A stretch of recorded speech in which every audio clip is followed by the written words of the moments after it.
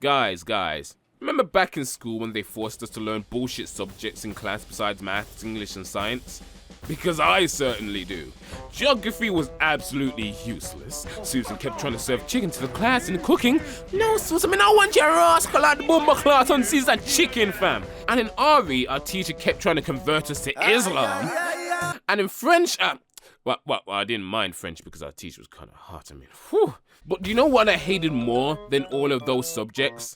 History. I mean, why do we have to learn about stuff that happened way before I was alive? Like, come on, Jews. Slavery was a millennia ago. Can't you just get over it? Oh. Like, I love learning about old Yakubians that enslaved my people and still belittle them to this very day as much as the next guy. But my history class needed something to truly capture me. Truly capture me, what the fuck? And nothing did that more than the Fate series. This is originally from an old history project I did back in school, but my teacher laughed at me and told me to go fuck myself and suck my mum, so I'm recycling it into a script. So, let's get started. Some degenerates, D from Rebel House here. And let's get started. I'm in love with the Fate series, and I'm sure you're all aware of the series by now, so I'll go over this as concise as possible. The main premise of each series is that the masters sometimes summon servants to sometimes do their bidding, to sometimes fight in the Holy Grail War, where sometimes they win the Holy Grail to maybe sometimes grant their wish. If it sounds convoluted and doesn't make any sense, that's because it doesn't. The rules and premise of the story frequently changes in different iterations of the Fate series, but there's one thing that is kept consistent. It's historic ties. Now let me explain. Each servant that's summoned is a figure in history, folklore, or hero from across time, which makes it quite interesting in learning how they resemble their historic counterparts. We got the King Arthur, we got the Leonardo da Vinci, we have Joan of Arc, you got Sir Francis Drake, we even have Nikola Tesla. You have a historic figure? Oh, just here they are, just add some titties to it. Now this is a more engaging way to get your children into history. Like, there's something that really grabs my attention about these characters. Something that makes me want to pay close attention and avidly watch said characters on screen. Whoa, what's this? My cock has a few words to say. Okay, so the original joke here was supposed to be my dick popping out of my trousers. Haha, funny. But I do not want to get demonetized again, so, yeah, just take a look at some cats whilst I do this. My cock has a few words to say.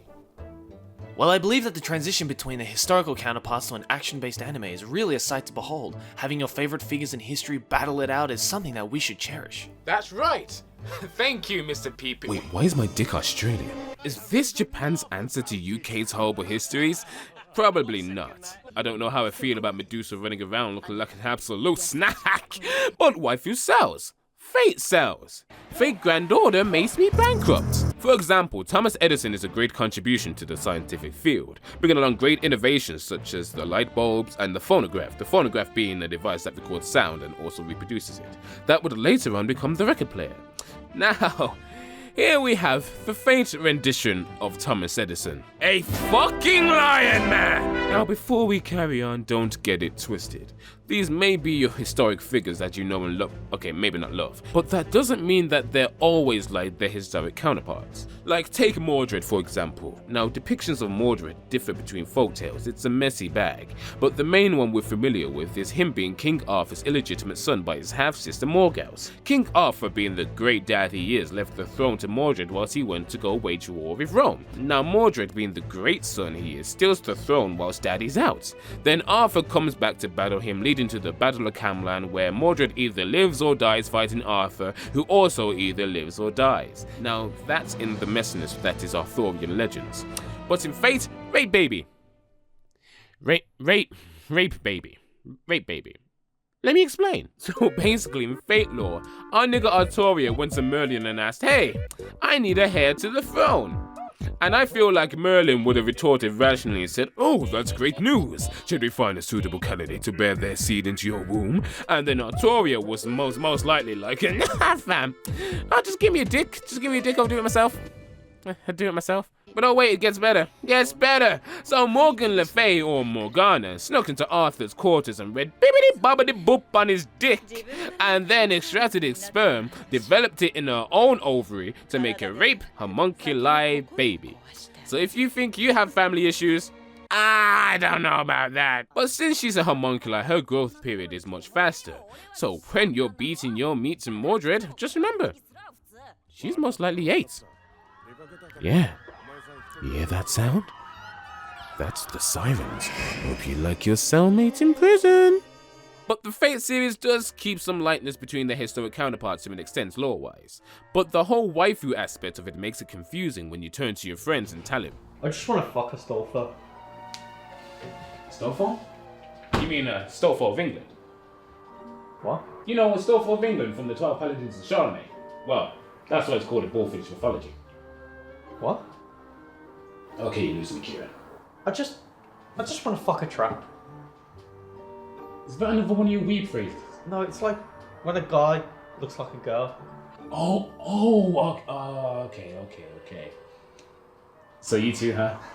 Wait, what? I've been waiting for the moment where I can finally say it, but now there's no doubt about it. We are gonna go find some ladyboys. What? Wait, what's going on? Pack your bags, Kieran. We are going to Thailand. What? Yeah, what you know Can't forget about good old protection. Yeah, nigga. Yeah, nigga. Oh, you can't forget about the protection, boy. Woo, man. Yo, Gregg, make some room, man. We're coming to Thailand. Ooh, where the ladyboys at, nigga?